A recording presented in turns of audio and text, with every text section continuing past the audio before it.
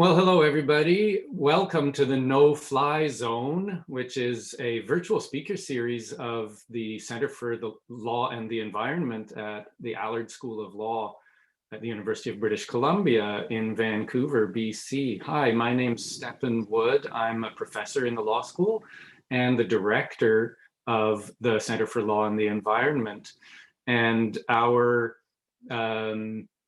virtual lecture today is a talk by Professor Ingrid Waldron called Rethinking Waste, Mapping Racial Geographies of Violence on the Colonial Landscape. Let me just start with some introductory remarks and logistics. I'd like to start by acknowledging that I and the law school at University of British Columbia are situated on the traditional, ancestral, and unceded territory of the Musqueam Nation. Where I am in person is also shared with the Musqueam Nation's cousins, the Squamish and Tsleil-Waututh people, Coast Salish peoples here in British Columbia. Today, we are pleased to share this webinar with people who are joining us from various places in Canada and for all we know beyond. And I invite each of you to take a moment, please, to reflect on and acknowledge the traditional owners, Indigenous stewards of the land where you happen to be situated. And I think that acknowledgement is particularly important in light of today's topic of racial geographies of violence on the colonial landscape and the issue of environmental racism in Canada against Indigenous peoples, Black people, and people of color. The No-Fly Zone is a virtual speaker series that was created by the center before the pandemic as a way to connect people to hear about interesting new developments and latest research and so on in the field of environment and the intersections with law. And the pandemic came along and made a necessity out of a virtue. We had started it as a way to reduce travel-related carbon emissions while allowing this wide sharing of knowledge and ideas. And since the pandemic came, it has become necessary and the new way of life for doing things. So this year, this academic year that is, we've had no-fly zone lectures by American lawyer Stephen Donziger, who joined us from house arrest in Manhattan to talk about his work representing Ecuadorian plaintiffs, many of them indigenous, in their fight against Chevron for contamination of the Ecuadorian Amazon. We were joined by two leading animal law lawyers, Victoria Schroff and Camille Labchuk, to talk about latest developments in justice for animals. We were joined later by Lindsay Burrows, Anishinaabe lawyer and scholar, talking about Anishinaabe law and its intersection with settler Canadian law. And now we're very honored to be joined today by Ingrid Waldron, who's an associate professor in the Faculty of Health at Dalhousie University, all the way on the opposite coast from where I am now. She's the team co-lead of the Improving the Health of People of African Descent flagship at the Healthy Populations Institute at Dalhousie. And she's the executive director of the Environmental Noxiousness, Racial Inequalities, and Community Health Project, which has the beautiful acronym ENRICH. The ENRICH project was launched in 2012 to investigate and document the socioeconomic, political, and health effects of environmental racism in African, Nova Scotian, and Mi'kmaq communities in Nova Scotia, Canada. Ingrid is also the author of the book, There's Something in the Water, Environmental Racism in Indigenous and Black Communities, published by Fernwood Publishing in 2018, which in turn inspired the documentary film, There's Something in the Water, which premiered at the 2019 Toronto International Film Festival and was released on Netflix last March in 2020. As I said, Ingrid is going to speak to us on the topic Rethinking Waste, Mapping Racial Geographies of Violence on the Colonial Landscape. After she's given her talk, we're going to get some remarks from a legal perspective by Professor Dayna Scott. Dayna is joining us from Toronto, where she is the York Research Chair in Environmental Law and Justice in the Green Economy at the Osgoode Hall Law School at York University in Toronto. Before I welcome Ingrid to begin her remarks, I just want to make a logistical note. There will be time for question and answer after Ingrid's talk and Dayna's remarks. We will use the Q&A function for that purpose. And you can find the Q&A button amongst your Zoom controls, usually at the bottom of your screen. And you're welcome to type in questions as they come to you. You don't have to wait till the end, but we won't address any of the questions until the end. And I should also point out that anyone in the audience can upvote a particular question to bring it towards the top of the question list. When it is time for questions, I'll moderate the questions, and the ones that we will answer, I will read out or paraphrase for Ingrid, and in appropriate circumstances for Dayna to respond to. So with that, I will hand over the virtual podium to our special guest, Ingrid Waldron. Thank you so much for joining us, Ingrid, and please take it away. Thank you, Professor Wood, and thank you to the Allard School of Law for inviting me to do this talk. I'm just going to pull up the presentation.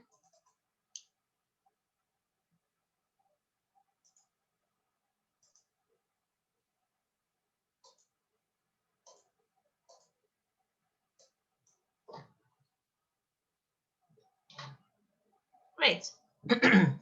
So I'd like to begin by posing a few questions that I would like you to consider as I deliver my presentation. And they include the following.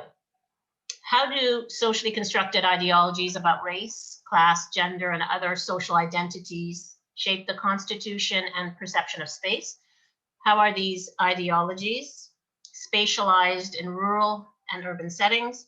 How is the spatial organization of Indigenous, Black, and other racialized bodies enabled through boundary making practices supported by policy and law?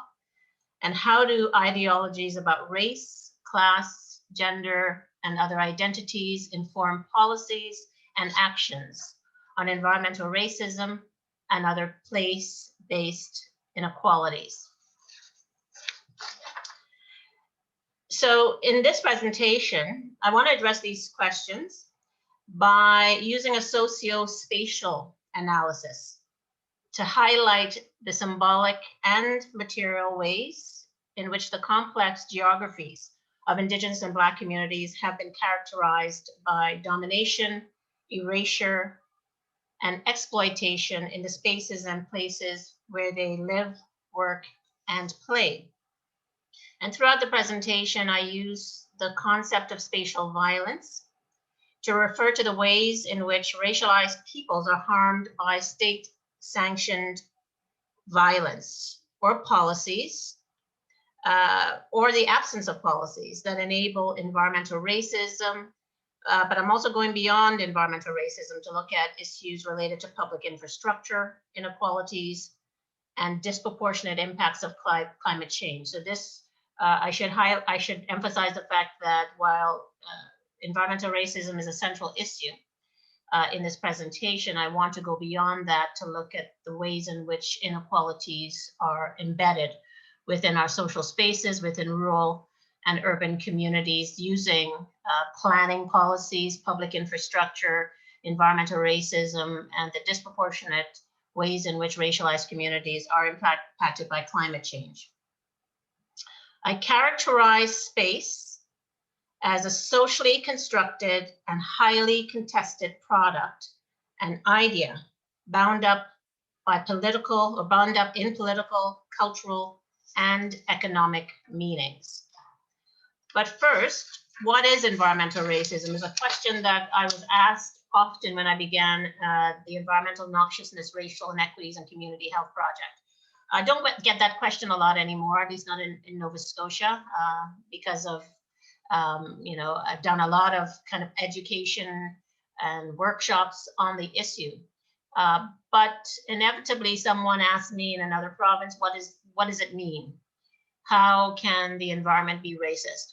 And I usually bring up a quote by James Desmond, who is an environmental activist in the African Nova Scotian community of Lincolnville. And I visited that community in October of 2013 when I started my project. And we filmed the workshops. And this is the definition of environmental racism that he gave, which I think is, it's simple, but it's very layered and actually encompasses the main principles of environmental racism. So James said that the practice has been locating industrial waste sites next to African Nova Scotian Native and poor white communities that don't have a base to fight back. You ask if that's environmental racism, is environmental racism to its core. So if you look at that definition, embedded in that definition is the notion of disproportionality. The notion that certain communities, particularly racialized communities, tend to be more exposed to toxins or tend to be selected for the placement of toxic waste sites in their communities. But he also indicates that poor white communities are impacted, right? So it's also an issue of social class. So I can think of a poor white community or a rural community in Nova Scotia called Harrietsfield, which is impacted by water contamination and has been trying to address that issue since the 1980s. So while environmental racism typically refers to racialized communities that are disproportionately impacted, it can also include white communities and other communities, particularly those who are low income. And I would add to that in rural environments, because rurality plays a part in the selection of certain communities for toxic waste. When he says that these are communities that don't have a base to fight back, he's referring to the fact that these are communities that typically lack the economic and political or social clout to address their concerns, or that these communities, because they lack clout, often find that the issue is addressed, or it takes a lot longer for environmental harms to be addressed in their communities.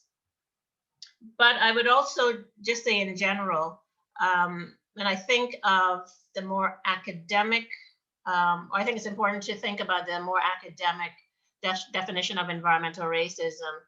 And these principles here, many of them were touched on by James, but I just want to kind of highlight them for a bit. So I refer to Dr. Bullard's definition of environmental racism. And the first one, of course, is always about disproportionality, the disproportionate location and greater exposure of Indigenous and racialized communities. So they tend to be selected more often. It's also about the lack of political power that these communities have. They certainly resist, they're not silent. They have a long history of resisting the placement of these sites in their communities for decades.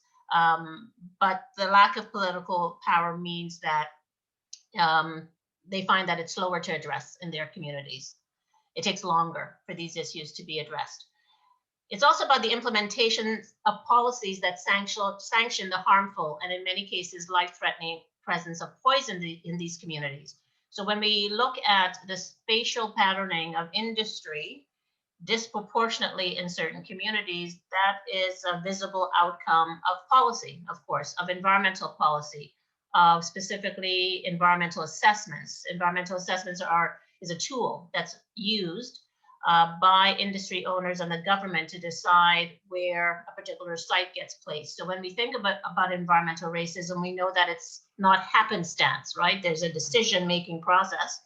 and a tool that's used to decide where a particular site is placed. So that is an outcome. So environmental racism is a visible manifestation of environmental policies and other decision making.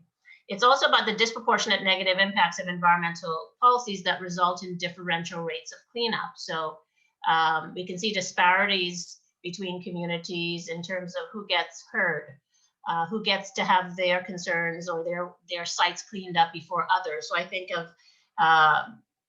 of Boat Harbor and Pictou Landing First Nation, a community that has been dealing with contamination since 1967, and it was only in 2020, last year, at the end of January, that the pulp mill was closed in that community. So these communities typically find that it takes much longer for there to be action on their concerns. And finally, it's also about the exclusion of the very communities that tend to be impacted, the affected communities, the tendency for them to be excluded on those decision-making boards, regulatory bodies, commissions, etc. The people who are most impacted are not sitting at the table. And when they're not sitting at the table, we don't get to hear their priorities and their concerns. And I think that contributes to the kind of intergenerational manifestation of environmental racism over time. Because when we don't hear from the communities about how they think that it would be addressed best or their priorities, it continues to happen over time because we're getting one perspective from a particular social class or racial group who continues to make policies and decisions around these particular issues. So that's the more academic definition of environmental racism. I wrote my book, Environmental Racism in Indigenous and Black Communities, about 5 years after I started the project, and it was a way to address some of the arguments that were being made about the particular issue, or just the comments that I heard over time about the topic of environmental racism. So in conducting a literature review for the book, but also in terms of the interactions I had here in Nova Scotia with activists, I felt that there was a focus on environmental justice, or the environmental justice concept or lens was being used disproportionately rather than environmental racism. When I looked at the American literature, environmental racism tended to be used. So I was kind of wondering, why is it in Canada we tend to use environmental justice, the end goal, of course, than environmental racism? So I wanted in this book to kind of critique the use of environmental justice, not a bad word by any means, but to kind of highlight the distinctions between environmental racism and environmental justice, because I thought environmental racism was an important piece of the puzzle. And this is how I made that distinction. Environmental racism is the condition, it's the illness. Environmental justice would include the tools in order to address environmental racism, but in order to identify the appropriate tools, in other words, in order to identify the tools around environmental justice, you had to really get deep into what were the causal factors for environmental racism first. So I always say it like this: when you go to your doctor, you want a diagnosis. You want the doctor to tell you what illness you have and to perhaps explain the factors for that illness. You know, sometimes you want to know, what am I doing wrong? You're asking your doctor, what am I doing wrong? What do I need to do? Please let me know what my diagnosis is.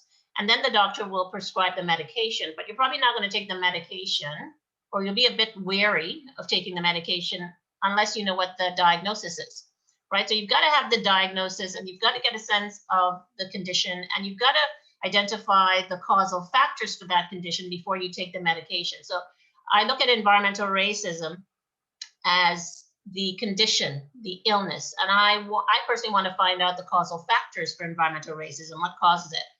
And environmental justice then are the tools that we want to use in order to address the condition of environmental racism. And those tools could include environmental legislation, et cetera, et cetera. So I really think it's important to have that distinction and to not use the terms interchangeably. So I wanted to kind of redefine the parameters of critique around that environmental justice lens in my book. The other thing that I wanted to do is to present environmental racism as a form of racial and gendered violence. Violence in terms of state-sanctioned violence, so the violence and policies that harm people on the ground, but also to look at the intersections of race and gender. Because when you look at that specifically, you understand that the harms meted out based on gender and race are very unique. So Indigenous women, for example, will experience environmental racism in very specific and unique ways, one of which would be the impacts on their body or high rates of reproductive illness, for example. So looking at issues of class and gender and race and living in rural environments, it's important to have an intersectional analysis in order to understand the specific experiences of communities and individuals with respect to environmental racism. I also wanted to draw on the work of George, I'm not sure if I'm saying his last name correctly, but George Lipschitz. He's now retired, but he used to be at the University of California, Santa Barbara, and I happened to read an article that he wrote in 2007 called The Racialization of Space, I believe, and it really opened up my mind. You know, I was very focused on environmental racism. And then I said to myself, well, it's not just about environmental racism. It's about all of the issues, the inequities that operate within our places and spaces, all the places and spaces where we work, live, and play. So how can I connect then environmental racism to other issues, other happenings within our social spaces, such as gentrification as a place-based issue, and why is that happening?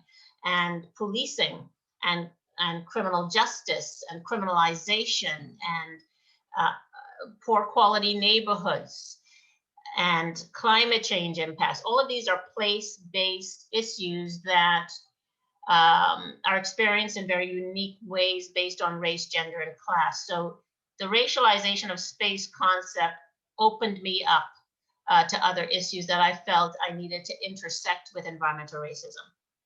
I also wanted to look at the impact of environmental racism on the spirits, minds, and bodies of Indigenous and African Nova Scotian peoples. That's not to say that that scholars aren't working on this particular issue, particularly the health impacts of environmental racism or the mental health impacts, but I wasn't finding a lot of literature in the Canadian context on the mental health and health impacts of environmental racism. And as a health scholar, primarily, I wanted to highlight that in the book, but I also wanted to present health as holistic and as interconnected and intersectional, because the communities that I'm working with, Indigenous communities, Black communities, see health in very different ways than from the Euro-Western perspective that tends to divide the mental, the spiritual, and the physical. Many of these communities believe that health is holistic, that in order to understand physical health, you need to understand spiritual health and mental health and psychological health. They're one and the same in many ways. It's a fluid concept. So I wanted to also do that in my book. And finally, I didn't want to write this book under some kind of pretense that, I started this work, right? Because I knew that I was doing this work on the backs of Indigenous and Black communities who have been organizing around this issue for decades. So in at least 2 chapters, I document the long history of struggle, grassroots resistance, and mobilizing in both communities in terms of how they've addressed environmental racism over the years. So I wanted to provide a few case studies, not just in Nova Scotia. My book certainly uses Nova Scotia as a case study, but the book also looks at other cases of environmental racism across Canada. But I will begin with a community in Nova Scotia called Sabaganagadi First Nation. And you see Doreen Bernard in the photo walking along the Shubenacadie River.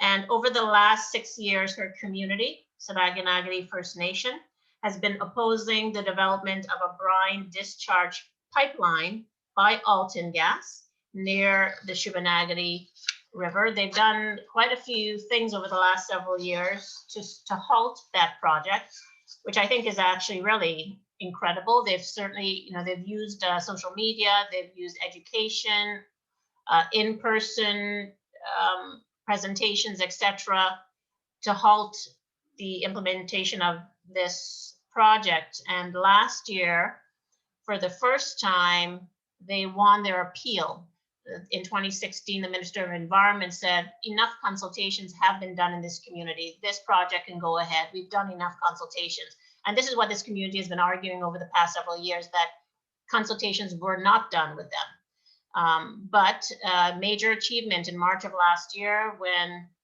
the judge overturned the previous minister's contention that enough consultation had been done, and he requested that the government and Alton Gas go back to the drawing board and consult with the community for at least 120 days. So that's a major achievement for this community.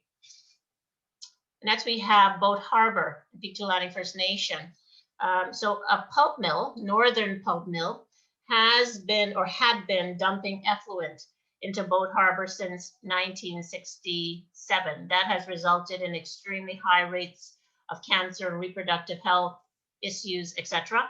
But in an announcement in December of 2019, our government stated that we are no longer going to be making broken promises to this community. We've made broken promises since at least the 1980s.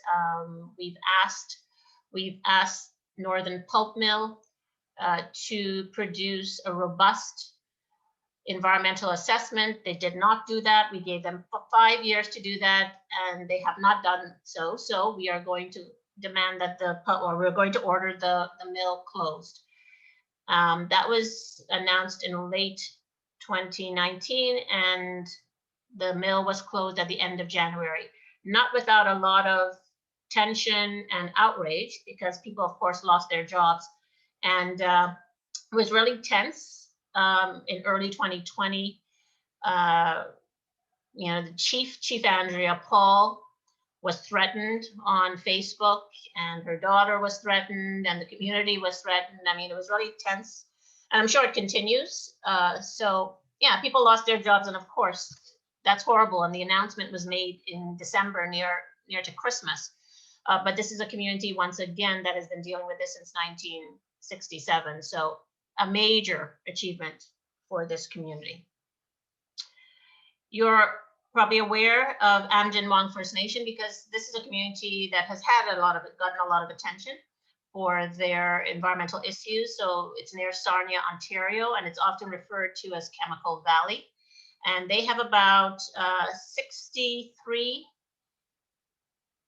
facilities surrounding their community. And similar to Pictou Landing First Nation, high rates of illness, high rates of reproductive illness, cancer, respiratory illness, etc.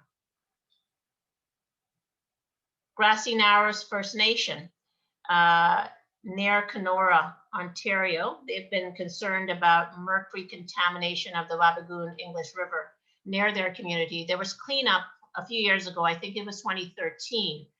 But despite that, the community is still concerned about the after effects, right? The health issues. So you can clean up a site, just like in Sydney, Cape Breton, where the site, a toxic site, was cleaned up and a park was put over that site. But the community would say, just because you put a park over a toxic site doesn't mean that you really address the issue. So similarly, in Grassy Narrows, there are still concerns about the health effects of mercury contamination despite the cleanup. We've been hearing a lot about Wet'suwet'en First Nation, I would say, over the past 2 or 3 years. So in Canada, mass demonstrations, sit-ins, blockades have gripped many parts of Canada over the movement to support the leaders of Wet'suwet'en First Nation, who are opposed to a multi-billion-dollar pipeline project in northern British Columbia. And here we have Africville, an African Nova Scotian community, a historic African Nova Scotian community. I don't know how much you know about African Nova Scotians, but they've been in Nova Scotia for about 300 years. And this, I would say, Africville is both a case of environmental racism and gentrification, or what we call urban renewal. It suffered both. It's often called the raising of Africville. The community was pushed out in and around 1965 to make way for industrial development. That decision was made actually in the 1930s, but the actual project was implemented in 1965. So the pushing out of the community, the burning down of their church, I should also mention, were ways to get the community out of that area. The community was pushed into other areas. Now we have a community called, or a neighborhood called the North End of Halifax, and many of the residents of Africville were pushed into the North End of Halifax into social housing. This was a tight-knit community, and while not a wealthy community, of course, there are no wealthy Black communities in Canada, but it was a tight-knit community, well-functioning, and people actually owned businesses. When they were pushed out into other areas like the North End, they ended up, many of them, in social housing. And they still suffer the effects. They would say that the traumatizing after effects of the razing of Africville is real. Why is it also a case of environmental racism? Because when industrial development happened, what was left in the community included the following: a fertilizer plant, a slaughterhouse, a tar factory, a stone and coal crushing plant, a cotton factory, a prison, 3 systems of railway tracks, and an open dump. This is Lincolnville. So earlier on, I showed you a picture of James Desmond. He provided that definition of environmental racism. This is his community. And Lincolnville has been concerned about a first and second generation landfill since 1974 and 2006. High rates of cancer in that community. What they're concerned about is the fact that the second generation landfill in 2006 was put on top of the first generation landfill, and they're concerned about contaminated water from the first generation landfill seeping into the second generation landfill. Shelburne, if you saw the documentary, you would have been introduced to Louise DeLille in the south end of Shelburne. You've got the north end of Shelburne, which is primarily a white community, and you've got the south end of Shelburne, primarily an African Nova Scotian community. The African Nova Scotian community has been near the landfill in the south end of Shelburne since, the community would say, since 1943, and everything went into that landfill. It was a military base at that time, so everything, syringes and waste from the hospital. So a highly toxic site that thankfully was closed at the end of 2016. And I would say Louise DeLille certainly played a large role in that. But they still, once again, you could close the landfill, but the health effects remain. They have high rates of cancer, and they have issues with their well as well, right? They've got old wells that need to be repaired. So still concerned about water contamination, the health effects of the landfill, but also the mental health effects. So it's clear then that environmental racism is a space-based issue and requires a socio-spatial analysis that understands the historical, the social, economic, and political factors that contribute to environmental racism. But I would also say that climate change is very interconnected with environmental racism. And while we are all affected by climate change without a doubt, a social spatial analysis allows us to understand that the violence, particularly on racialized communities, are real. So I use a word, once again, spatial violence, to talk about the ways in which policy or the absence of policy results in environmental harm. So when we think about Indigenous, Black, and other marginalized communities in the global north and south, we know that they're disproportionately vulnerable to the climate crisis because they are disproportionately vulnerable to various structural inequities. So take away the issue of climate change for a minute and think about the fact that these are the communities that are already suffering from various structural inequities within education, within employment, within labor, within public infrastructure and housing. These communities historically have suffered and continue to suffer from various structural inequities.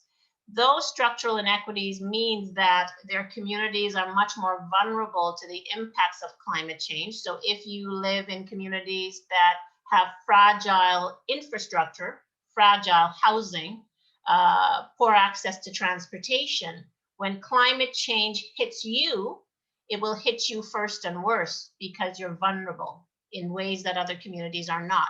So in terms of that end, These are communities already suffering from structural inequities. So when they're hit by climate change, it impacts them in very specific ways. It hits them worse.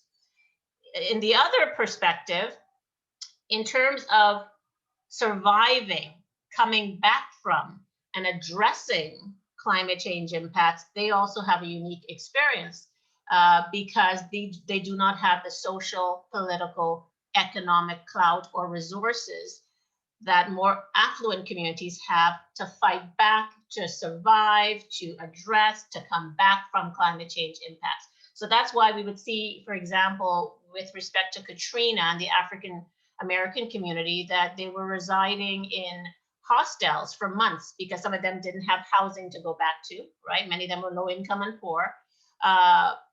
But poverty made it much more difficult for them to come back and recover from climate change impacts. So typically when I say to people that we need to have a climate justice perspective that allows us to understand all of these things that I'm talking about right now in terms of vulnerability, people are confused because they would say, well, I don't know why we have to put race in this. Why is race an issue? Like, aren't we all impacted by floods?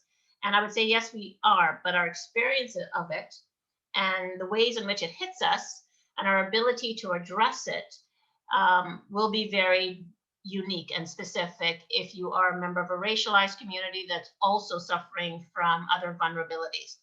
So climate justice, as you probably know, is a term that's increasingly being used to provide that lens for us to understand why, for example, the absence of policies that address the specific harms meted out by climate change is problematic, why we need to look at climate policy in a different way, why we need to embed a human rights, social justice, civil rights perspective within climate policy, which to a large extent isn't happening.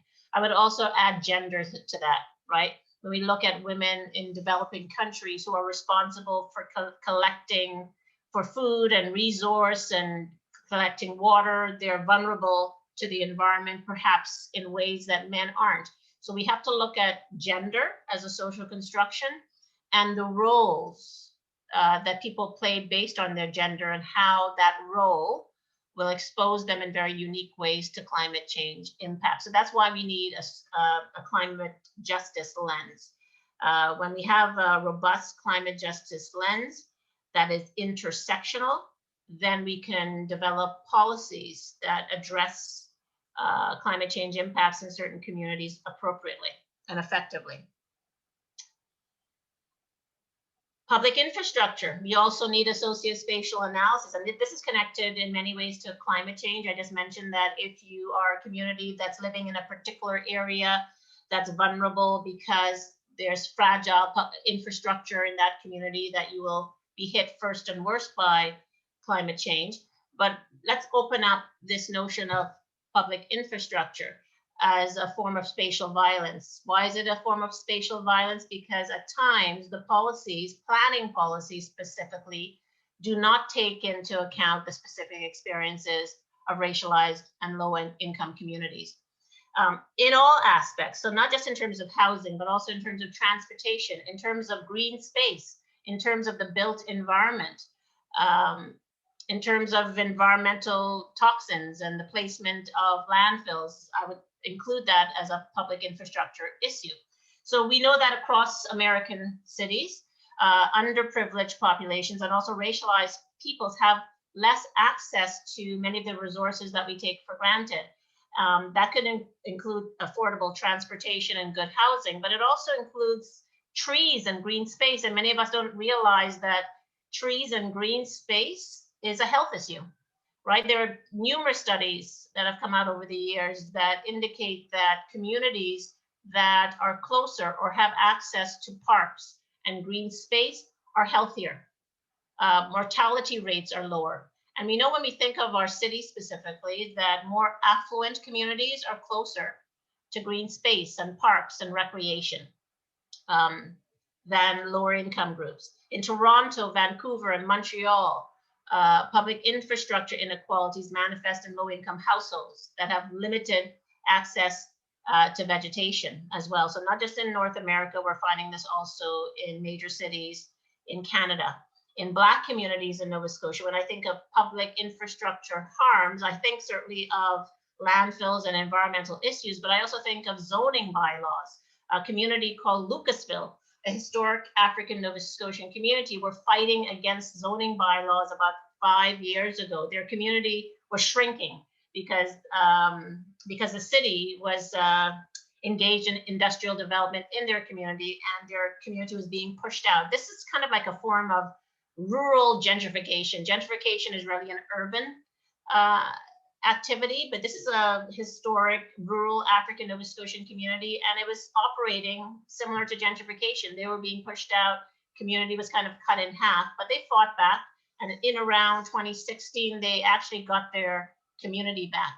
A lot of protests and marches, petition signings, and they were able to change the zoning bylaws to the point where they got their community back, and the shrinking of the community was halted.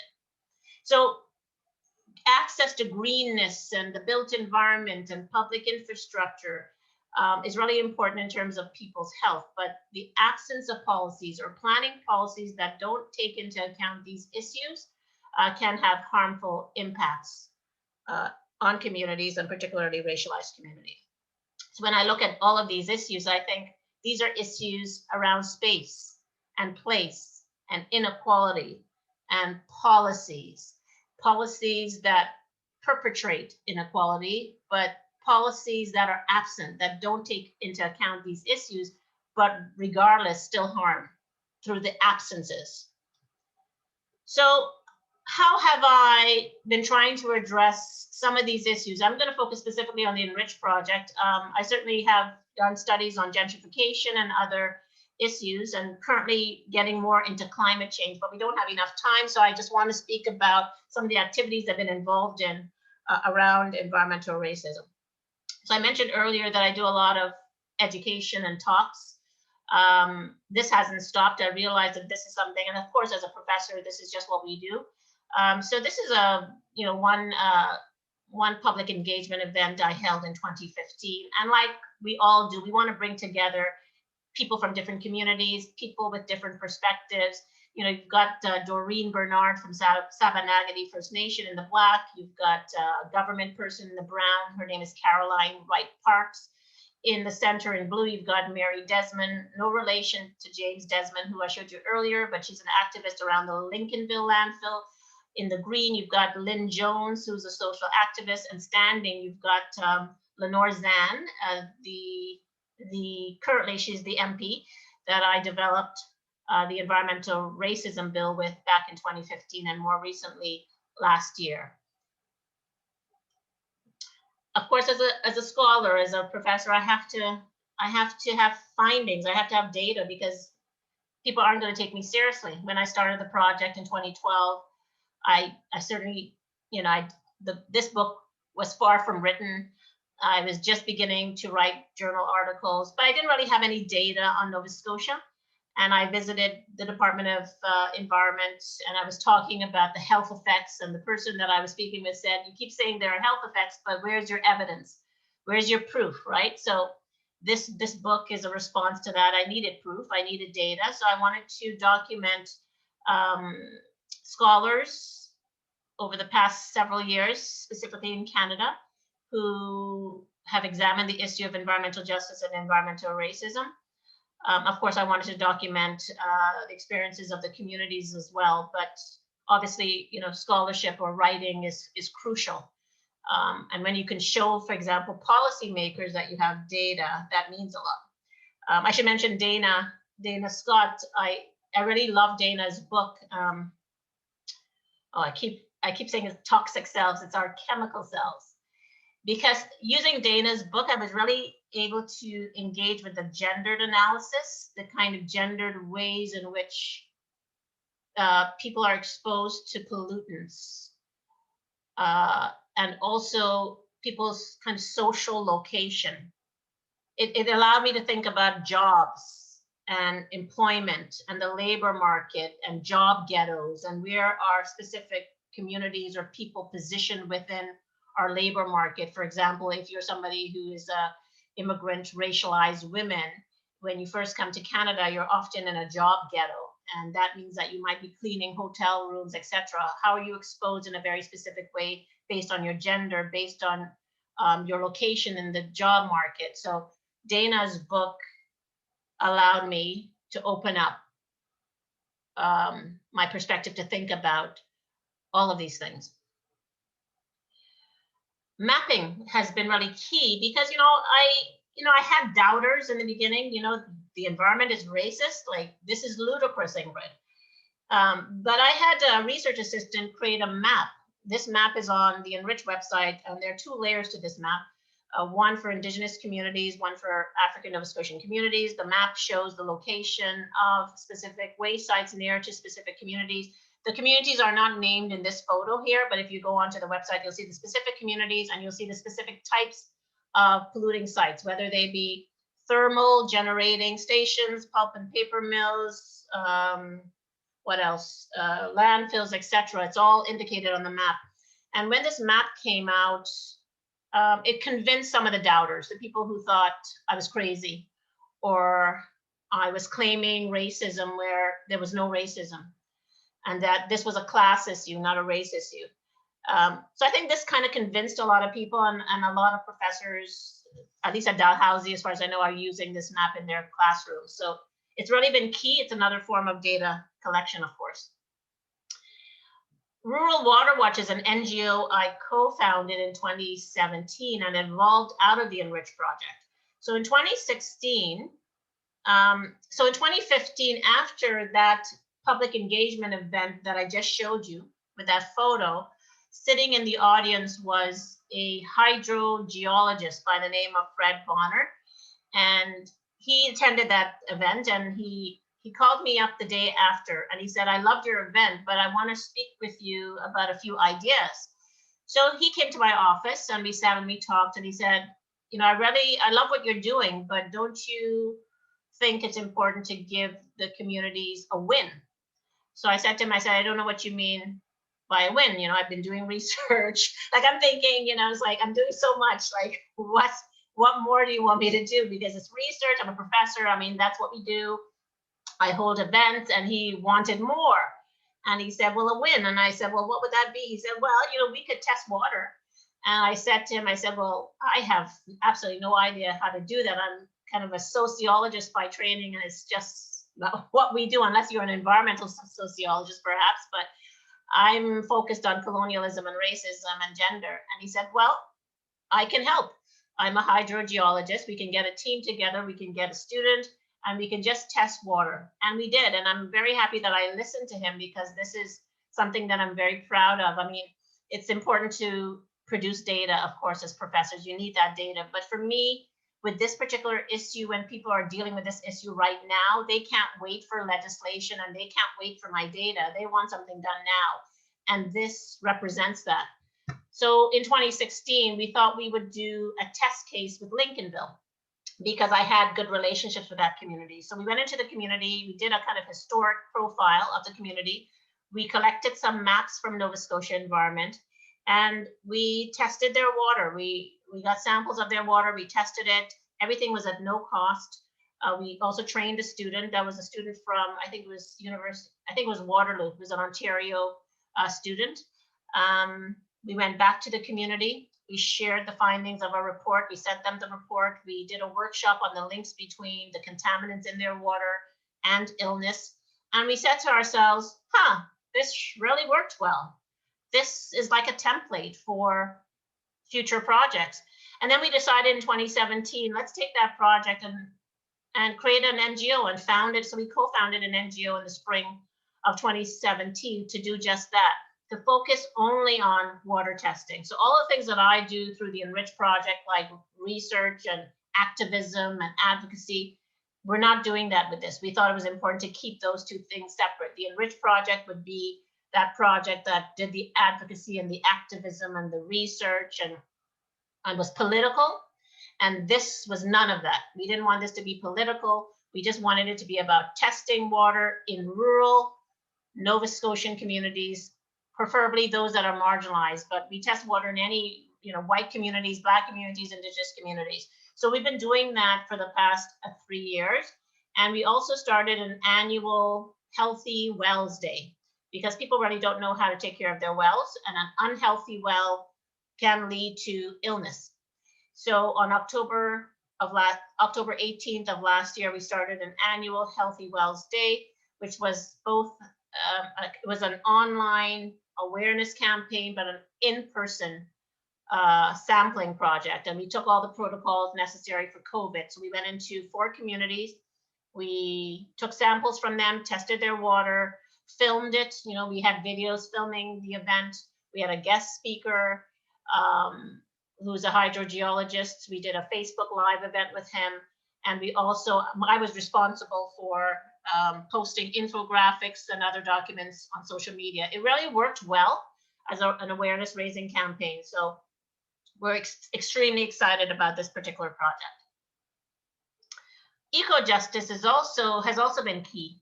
Eco-justice, as you probably know, is a law charity, and they have offices in Toronto, Vancouver, Calgary. I developed a relationship with the Calgary office in 2016 with respect to Lincolnville. That was a community I was working with at that time, and I wanted to know whether or not they can help Lincolnville. Lincolnville has wanted reparations, right? They wanted financial compensation for what they would say would be the economic fallout from the placement of the landfill in their community, right? They were promised jobs. People don't want to build homes in the area. People don't want to open up businesses. There's been out-migration, particularly among the young people, so there are no jobs.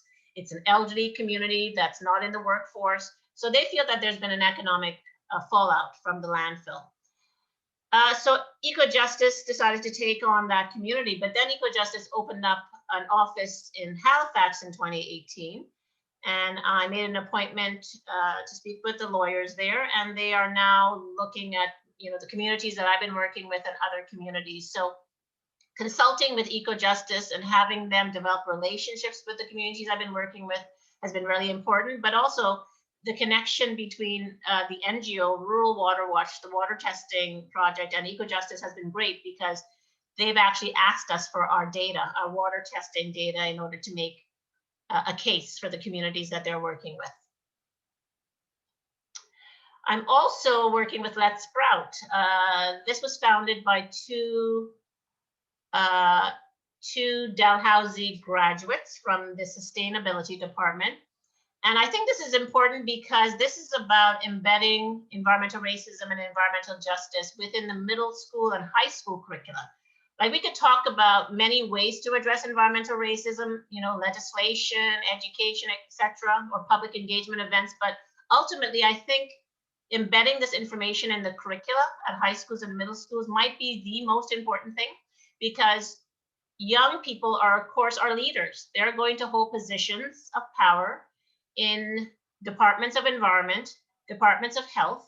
And if we can get to them young in terms of having the right framing of these issues, or understanding these issues in a different way, or being comfortable with talking about racism, then those ideologies will shape their decision-making processes, and we may have different outcomes. So I really think, although this is long-term, I think embedding this in, because the truth is, the leaders that we have today did not benefit from this type of education, no fault of their own, right? 20, 30 years ago, people weren't talking about environmental racism or colonialism, perhaps, in the school system. So it's no fault of their own, but if we can equip the young people in middle school and high school with a different narrative, a different understanding, different conceptualizations, they're going to bring that into the work they do when they become leaders in those departments. So this is what we're trying to do with this project. We're trying to create online tools for teachers to use in the classroom, but in the long term, we're trying to transform the middle school and high school curricula in Nova Scotia. I'm also recently working with Climate Action Services. So I haven't been that engaged in climate change, but I'm getting more into climate change. And I hired Climate Action Services to conduct workshops in 3 African Nova Scotian communities that will begin in the next few weeks. I want to take a different approach, because I think not just, not just racialized people, but all of us, when we hear the language of greenhouse gas emissions and the scientific language, the messaging seems to, people are not connected to it, which is why I think climate scientists often have a very difficult time convincing people about the urgency of climate change. Many of us are like, okay, yeah, I'll think about that later, or that's not going to affect me now, or I don't know why I need to think about this now. I think for some people, and I would say for most people, climate change doesn't seem to be urgent, although we see it around us, right? We see changing weather conditions. It's still not seen as urgent. And I think for racialized communities, that messaging also doesn't connect with them. So with this project, what I'm trying to do is to take a different approach. I want to hear from them. I don't want to impose upon them the messaging that's being used, the greenhouse gas emissions, etc. I want it to come from them.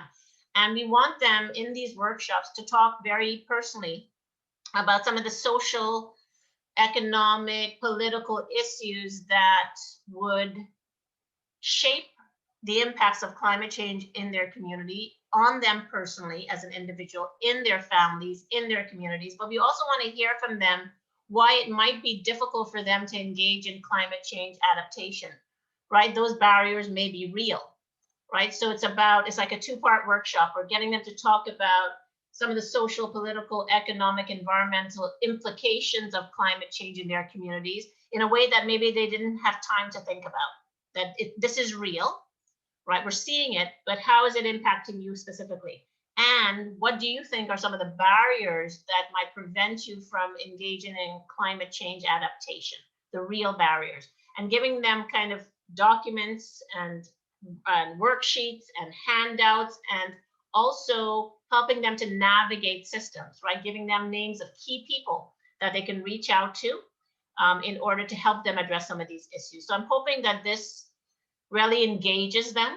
And if it does, then I think this is a jumping off point for me to start doing actual research on climate change in Black communities. I've been recently conducting a literature review, and I'm finding absolutely nothing in Canada on climate change in Black communities. You can certainly find it in Indigenous communities, but the fact that, unless I'm missing something, the fact that I haven't been able to find a thing on climate change impacts in Black communities is telling. And last night I reached out to various professors at different universities in Canada who are in the environment sector, and they're all kind of emailing me back saying, no, I don't know of anything.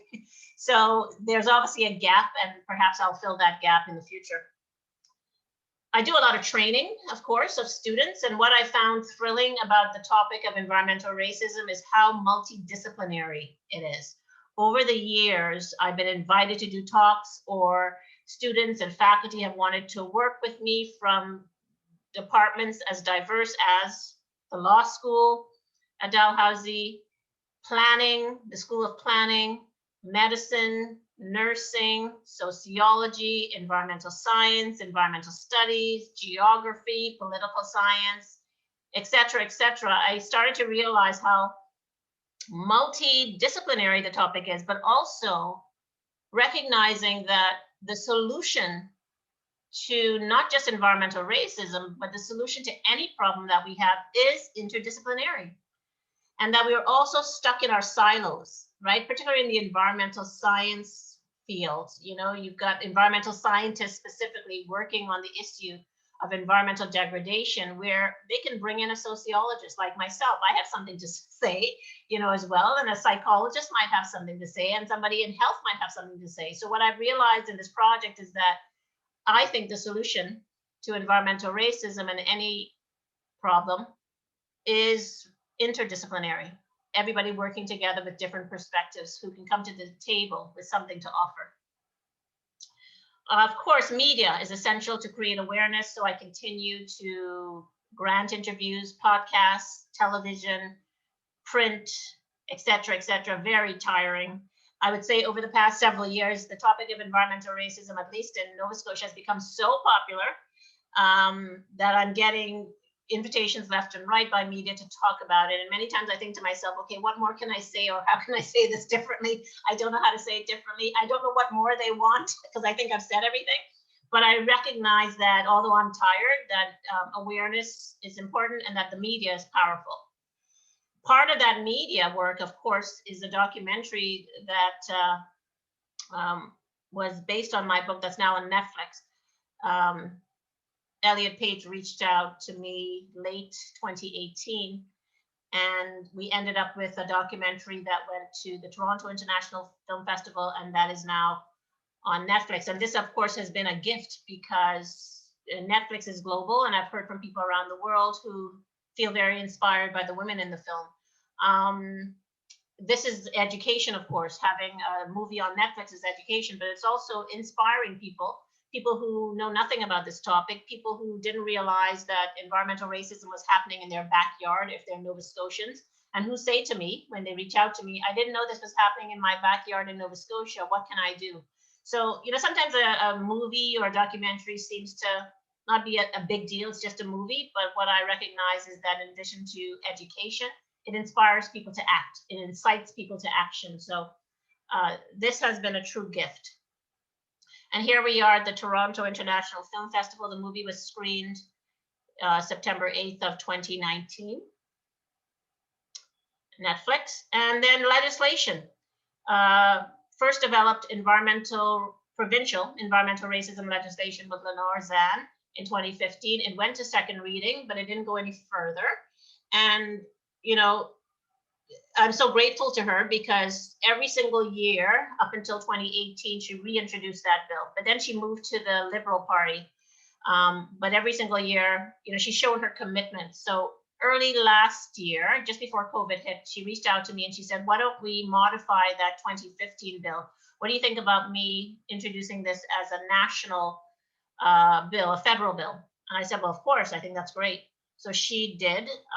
In February 26th of last year, she introduced it in the House of Commons. Then COVID hit. And then we had to wait until December 8th of last year to put it forward to second reading, which she did. And that debate continues. I think it's March 22nd or 23rd of this year when it would be voted on. So I don't know. You know, it's been a long road, but I really think environmental racism legislation is key. And I'm hoping that this moves to legislation at some point. I recognize that it's a long, very long process.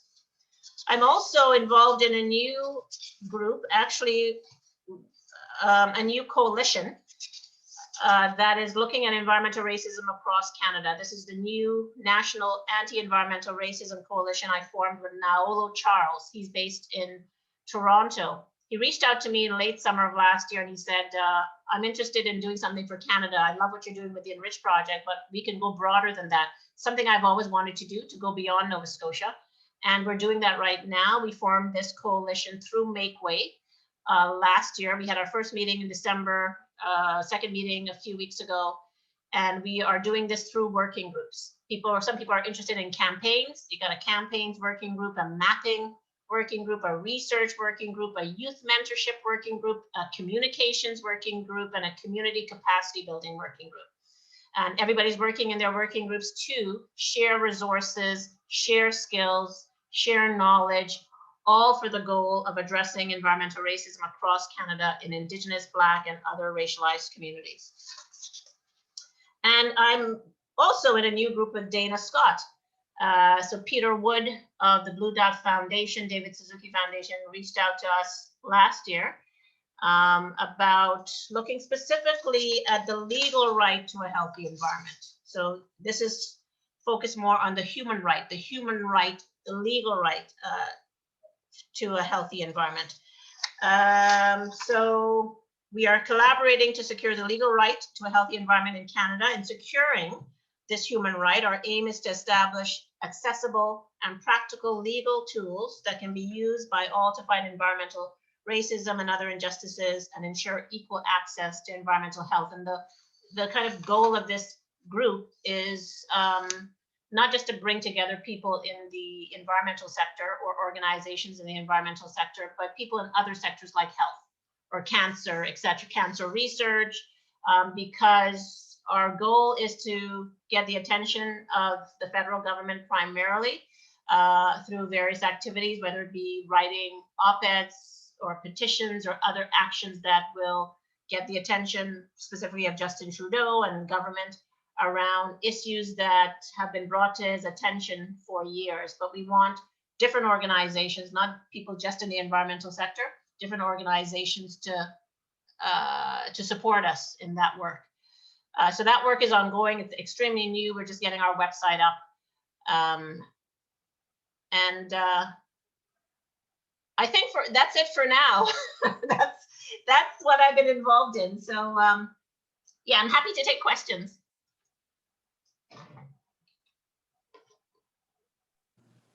Oh, that's lovely. Thank you so much, Ingrid.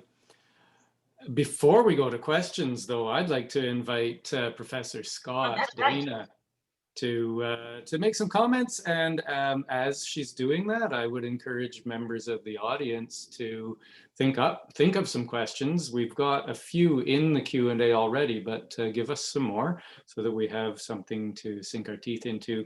And over to you, Dayna. Thanks for joining us.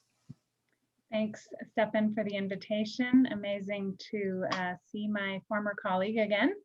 And of course, as always, pleasure to be with Dr. Waldron on a panel. I wanted to start with like, that's all, Ingrid? That's it? That's all you've done? Which is just so overwhelming in terms of a body of work over the past few years, and such an impressive like mix of different projects. It really, gives us something to strive for in terms of thinking about what engaged scholarship can be. And I know you took pains to say at one point that one particular branch of it wasn't political, but I just really want to think about that as a strength of your whole group of projects overall. And, in some ways encourage all of us to move out of that mode in which we have to think about our work as being disengaged politically in order to be, worthwhile or robust in academic sense. So I really take a lot from that part of what you're doing. With respect to this question about the language of environmental racism versus environmental justice, we're always circling around this. I think one of the things I like to think about the strength of using environmental justice as a framework. It goes back to what you pointed out, where how I came into this work from toxics and gender and environmental health, where it's really very useful to be able to think about the same kinds of dynamics affecting the way controversies about pollution play out, whether we're thinking about gender or class or race or indigeneity. And of course, in many cases, all of those kind of layered in together. And part of what that dynamic that I'm interested in is this, the way in which, certain corporate actors are using enormous economic power in order to deny the reality of various marginalized communities or groups of residents when it comes to health effects related to their industrial activities, right? And so like when we think about these dynamics of popular epidemiology, right? And we can see commonalities across lots of the case studies you mentioned, lots of the case studies that I've done and other people have done, where we see that work of popular epidemiology, right? The residents go out, they're engaged in this kind of political struggle to prove their own experience of the pollution, right? To produce the data that can prove others that they're experiencing harms related to the pollution. And the commonalities in those struggles as they play out across all these different dynamics, that's what's really interesting to me. And I'm, trying to, as you are, continue to kind of struggle with the language that best captures that. Implications for law and lawyers. So, one of the things I want to think a little bit more about are these pieces of legislation like Lenorzan's bill, an act to end environmental racism, and other places where people are working to insert questions about environmental racism into the Canadian legal architecture, right? But if we recognize that environmental racism is structural racism, right? That the disparities, the racist outcomes, they all have structural underpinnings, which means, we're going to have to do something about that basic legal architecture rather than just kind of layering a few preambles or, nice language on top of it, right? We have to get underneath there and change the basic logic and structure of those regimes. So to me, there's a lot of work to be done within specific statutory regimes like air pollution regimes, number one, and siting and permitting, right? And all of those places where that provide the mechanisms through which these disproportionate impacts, come to be. So when we think about something like the new bill, Bill C-230, which asks for a framework, right, for the Minister of Environment to produce a strategy and to table it and to report on it. I think those are really important first steps, and maybe that's where we have to start. But I'm also remembering that in the U.S., Bill Clinton passed the first executive order on environmental justice. That was 1994. And that was subject to a very similar critique in the sense that, it made pronouncements about how environmental racism was wrong, but it lacked any real requirements for putting in, making environmental justice a determining factor in siting decisions, in permitting decisions, in rulemaking, right? And because of that, its effect was limited, right? So of course it was repealed by Trump, and now there's a new executive order that Biden has brought in, which doesn't exactly replace the old one. But this just final point maybe to make is reflecting on where we are at in Canada, that, Black Lives Matter is surging. Indigenous sovereignty movements are surging, as you mentioned, with the Wet'suwet'en crisis and all the solidarity actions across the country. Even at this moment, we don't have a political party that can imagine bringing a piece of legislation that would actually prohibit the siting of further polluting industries or facilities within already overburdened communities, right? That's not part of the bill. And that's not to criticize you or Lenore, but it's to talk about like how entrenched this system is that we're trying to challenge, right? And it's got deep roots, and to come at it is going to be a really big challenge. So I just want to encourage law students to think about not just, and we need all these things. We need new pieces of legislation. We need different and new preambles in existing pieces of legislation, but we also have to work really hard at those operative provisions, right? At the basic structure of those regulatory regimes, because that's where a lot of the racist outcomes are being produced, in my view. Anyway, thank you so much, Ingrid, and I hope I didn't take up too much time there, Stefan. I'm just wondering, Dayna, can you tell me what should be included to address what you just mentioned? You said it's so deeply rooted. Yeah, well, I think there's all kinds of federalism problems once you really start to think about it. Like, could a federal bill actually affect permitting decisions and land use planning, right? And air pollution regimes? No, not really, not in Canada. So it creates real barriers, and I can see why, it isn't being drafted. But we would need, I think, at the federal level and within the provinces then, maybe something similar, but what we would try to include would be an actual prohibition, like a way of figuring out what are the burdens as across various communities. So you need cumulative effects analysis, right? You need all of those kinds of regulatory tools. But then and they've done this in California, if you can find a way of measuring what is the burden as of today on various communities, taking a sort of a spatial approach as you do, then you would have a prohibition against citing any further burdens that could exacerbate those health effects within those already oversaturated air sheds and those fancy. So when you say burdens, you actually mean health burdens? Yeah, or like air pollution burden or water pollution burden, right? Or Well, those would be the main ones, I guess. You could do it for landfill siting as well. Okay. Thanks. And Ingrid, I would just invite you, if you had anything else you wanted to respond to what Dayna said before we open it right up for questions.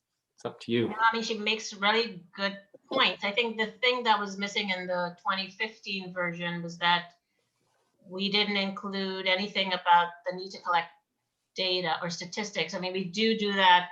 So that may not address everything that Dayna just mentioned, but in this bill, we talked for the first time about collecting statistics, race-based data, Yeah. but also health data on the health impacts on communities now. So I don't know. Yeah, it's true. You It goes need a lot little of further. data. Yeah. You know, in Ontario, they tried a few years ago to change the air pollution reg to try and address cumulative impacts in kind of hot spots like Sarnia and Hamilton.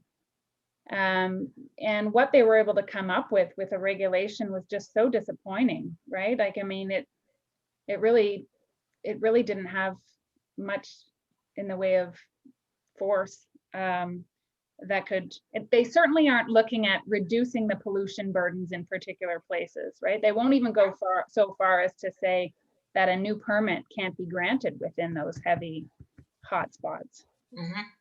They just say further pollution control equipment and best available technology and all that fancy stuff. Yeah, and you can think of a range of other elements that you might want to have in such an approach. You know, coming back to your question, Ingrid.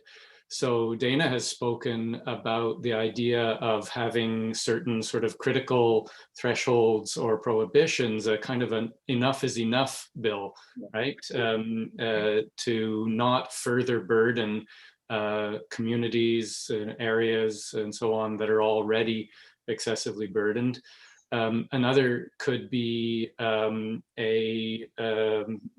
provisions relating to involvement and empowerment, like you had said in your remarks. So whether it's a free, prior, and informed consent requirement that has legal teeth in relation to Indigenous communities, or sort of community bills of rights for local communities that may not happen to be Indigenous communities, but that give them the authority to determine what happens in their communities. Yeah, so that's just, and there are other things that we might add in there, but I think that's a really great way to sort of spur some discussion in the Q&A. And I'm looking at the Q&A, and I hope you will, audience members will indulge me in taking some slight liberties with the order of questions, because there's a question that really, I think, follows on from what we've just been talking about. It's from Victoria, and it says, what do you think is the greatest challenge or opportunity in eradicating environmental racism within Canada's colonial state-based legal system? Do you see decolonizing our system, values, worldviews as an essential step to overcoming environmental racism? Any thoughts on how best to start decolonizing the law? Big questions, Victoria. Well, for me, the biggest challenge is the undermining of the extent to which racism plays a part in environmental racism. Yeah, I think decolonizing the law, just like decolonizing education, which Canada is in the process of doing. I mean, it's making its first steps in that, and making a lot of mistakes is important. But I think when I attended the debate last year with Lenore and different political parties, I got a sense that the politicians who were speaking really didn't understand the systemic and structural nature of racism and colonialism and how those issues shape this particular issue. So for me, it goes back to the way in which people have been educated. Some of the comments that were made really indicated to me that some of the politicians had absolutely no idea about structural racism and how it plays out and the subtle ways in which it plays out within our policies. So for me, that is the barrier. One particular politician said, Canada is not racist. Canada is a nice place. And that was, I felt that that comment was so revealing about that person, that he was at a particular level where there's absolutely no way that he would have been able to grasp all the intricacies of environmental racism. So for me, it's lack of education on this particular issue. But I also think in some cases, a kind of a willfulness of not wanting to engage with the issue of race. And to me, that often is rooted in this notion that if you admit to and address racism, somebody will lose out. That when you address racism, somehow the privileges that you have been accustomed to will be taken away. So there needs to be a loser and a winner. I think it's actually that basic sometimes, that by addressing this issue, you're giving certain communities something, and in some way you are going to lose out. And that's grounded in racism and certainly white privilege. So I don't think it's too sophisticated. I think it's as basic as that. And that's a kind of ideology that pervades Canadian society. It's how we see ourselves and how others have seen us. And I think that's been a drawback in terms of our ability to address racism, environmental racism of any kind within all of our social structures, is the ways in which we see ourselves as humanitarian, as not racist, as tolerant, as willing to take in people from different countries. That very great perception of us actually holds us back. So I mean, I think environmental racism legislation is key, but I also think changing the way our curricula is structured within high school and middle school and even younger than that is really important, and perhaps for me the most important. Because for me, it's not just about environmental racism, it's about racism in every single social structure. You know, racism in education, racism in labor. Environmental racism is just one example of it, but I see all these issues as intersecting and interconnected issues. And until we start to collect race-based data, which we don't, of course, unlike the United States, we collect race-based or disaggregated race-based data within all of our social structures, we will never know what's happening. You can't address an issue unless you know exactly what's happening. And the only way to figure out what's happening is to collect information. But I also think that the fact that we don't collect that information, there's a reason for that as well. I think we don't want to know. We don't want to know. And it would also be in contradiction to our pristine image. You don't want to know, but you also don't want to address it. And if you do know, you might have to address it. And if you address it, then in many ways your privilege is being taken away, that you have to give up something by admitting to the fact that we have a problem. So I think it's kind of deep rooted, and it goes beyond environmental racism in this country. One thing I like to do, Victoria, within the law school anyways, it's a very simple thing, but just insert the words settler or colonial before law almost all the time, unless you're talking about Indigenous law.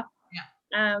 And it does just change people's perspective about how inevitable the set of rules that we have now are, right? And why we couldn't just organize ourselves differently. That's the invisibility of privilege, you know, when we, you know, we insert settler or colonial, because the invisibility of privilege is that the way in which you do law is normative, right? And as soon as you insert colonial, you recognize that there's a different perspective, there's a different tradition in other communities. Yeah. And the normative assumptions that we make about law, the ways in which Eurocentrism is embedded, yeah, and the way that we see everything as neutral is not really the case. So it allows us to deconstruct that and to understand that there's a different viewpoint, there's a different way, there are different ways of knowing. And the ways of knowing that we've been taught is part of this notion of privilege and white privilege and white invisibility and Eurocentrism. Yeah, precisely. I'd like to ask a question now about scholarship. So this is from an anonymous attendee, and it says, Ingrid, you mentioned that scholarship is important to see changes in policies and laws, yet scholarship takes time, legislation takes time. How can we leverage our relationships to help racialized persons, Black and Indigenous, for example, produce timely scholarship and scholarship focused on equity? What can be done to help these people? What else should be done for those who are leaders in higher education? Well, I think everything is important. That's why, you know, I'm doing so many things, because I think the answer comes from many places. I used to put a lot of stock in legislation. I thought if I could just get an environmental racism bill passed, that will solve all the problems. And then as I went along, I realized that it's also education at the central library, and it's workshops, and it's all these things. I'm trying to get to it in a very different way.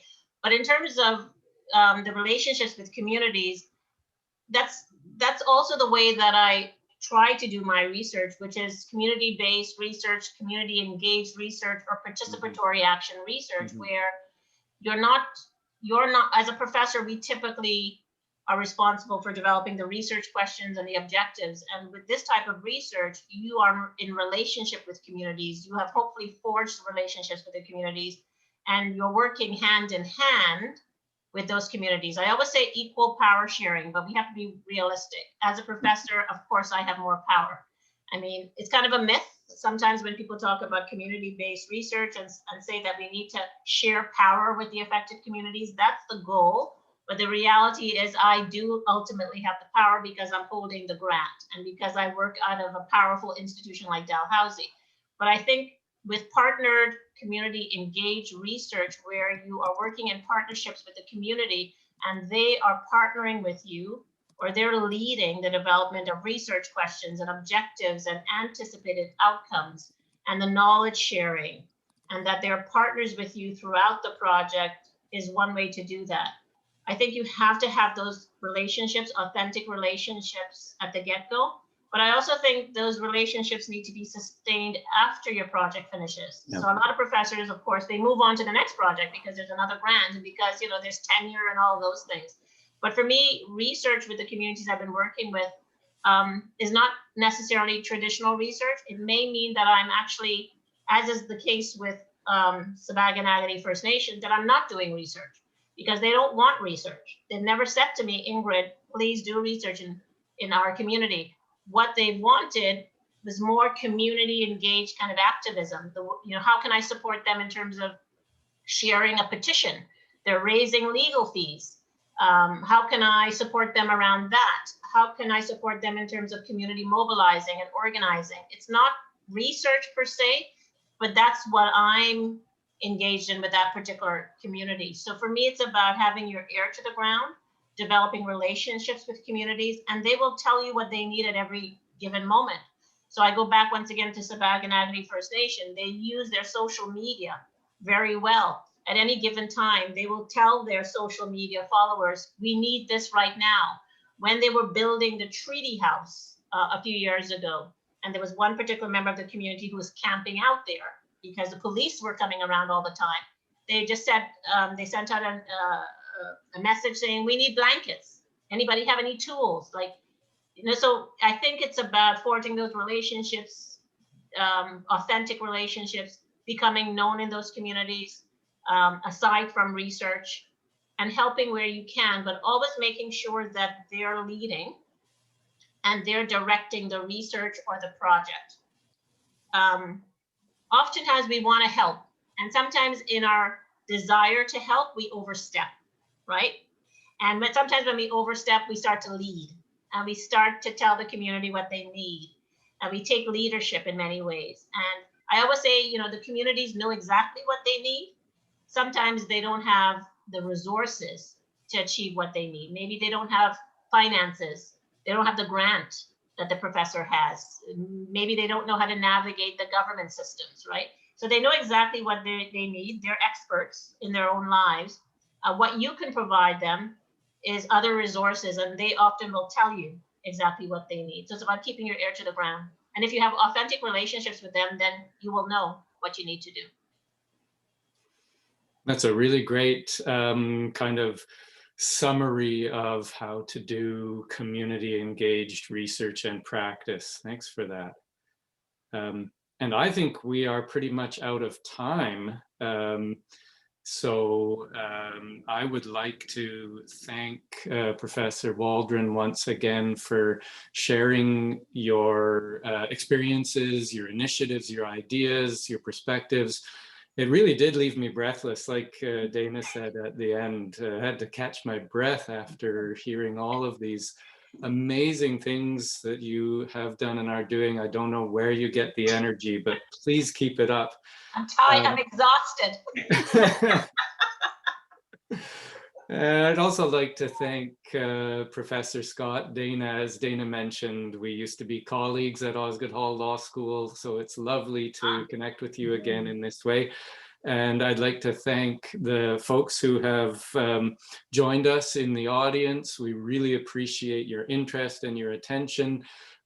Spread the word of the things that you've learned here today, the ideas that you have that you've acquired here maybe can become the spark for something really exciting and big in your own lives and communities and beyond. So thank you once again, and enjoy the rest of your day. Thanks, everybody. Thanks, Dayna. Thank you. Thanks, Stefan. Bye, Ingrid. Bye-bye. Okay.